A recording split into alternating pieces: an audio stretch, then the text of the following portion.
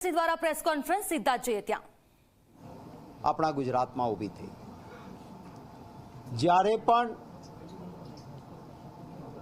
લોકશાહીમાં લોકોનો અવાજ ઉઠે તો સત્તામાં બેઠેલો શખ્સ હોય કે પક્ષ હોય કે કોઈ પણ રાજકીય શખ્સ હોય કે રાજકીય પક્ષ હોય, એની પહેલી જવાબદારી એ છે કે જનતામાંથી અવાજ ઉઠ્યો તો એની સાથે સંવાદ કરો, સંઘર્ષ નહીં। પરંતુ ભારતીય જનતા પાર્ટીએ લોકોના અવાજ સાથે સંવાદ કરવાના બદલે હંમેશા સંઘર્ષ ગુજરાતમાં કર્યો અને દેશમાં પણ કર્યો। ગુજરાતમાં પાટીદાર સમાજનું આંદોલન થયું, સંવાદ કરીને ઉકેલ લાવી શકાય, પરંતુ સંઘર્ષ કર્યો। 14 પાટીદાર યુવાનો શહીદ થયા, એમની બહેનો દીકરીઓ પર લાઠીચાર્જો થયા અને પાટીદારોએ ભાજપના નેતાને જનરલ ડાયર કહ્યા। ઉનામાં દલિત પર અત્યાચાર હોય, માલધારીઓ પોતાના પ્રશ્નો માટે રોડ પર હોય, આદિવાસીઓ વન સંપત્તિ પરના અધિકારના કાયદા માટે માંગ કરે, આંગણવાડીની બહેન કે ફિક્સ પગાર, આઉટસોર્સિંગ વાળો સરકારી કર્મચારી કે જૂની પેન્શન યોજના માંગતો કર્મચારી, જ્યારે આંદોલન થયા ત્યારે આ સરકારે સંવાદ નહીં સંઘર્ષ કર્યો બધા સાથે।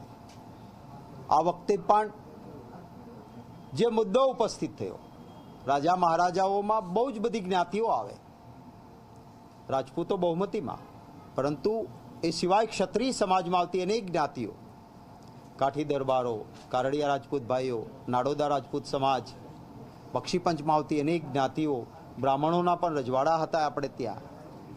અમારા ચારણ ગઢવી સમાજને પણ કોઈ ગામો મળેલા હતા, એમનું પણ સ્વતંત્ર રજવાડા હતા।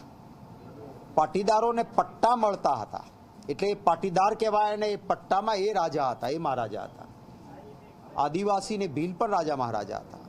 અને આપણે ત્યાં તમામે સુશાસન આપ્યું અને એ કારણે જ ગામે ગામ પાળિયાઓના આજે પણ પૂજન થાય છે।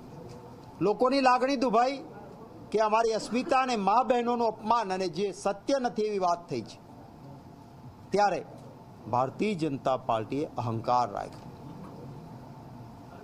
સંવાદ કર્યો હોત તો સામે તો એવી વાત હતી કે ભાઈ માત્ર આમને બદલાવો, એમના પત્ની કે એમના દીકરીને રૂપાલાને આપો તો પણ અમારી વાત પૂરી થશે। એ પણ નહીં માનવાનું, એટલે જેમ પાંડવો માટે 5 ગામ તો એ પણ નહીં, એવી સ્થિતિનું નિર્માણ થયું। દેશના વડાપ્રધાન શ્રી એ ભાજપના માત્ર નથી, સમગ્ર દેશના છે, મારા પણ વડાપ્રધાન શ્રી છે। 2 દિવસ ગુજરાતના પ્રવાસે આવ્યા ત્યારે મને અપેક્ષા હતી કે એઓ પોતાના પક્ષના એક ઉમેદવારે જે વાણી વિલાસ કર્યો છે એના પ્રતિભાવ સ્વરૂપે કંઈ વાત કરશે, પરંતુ એ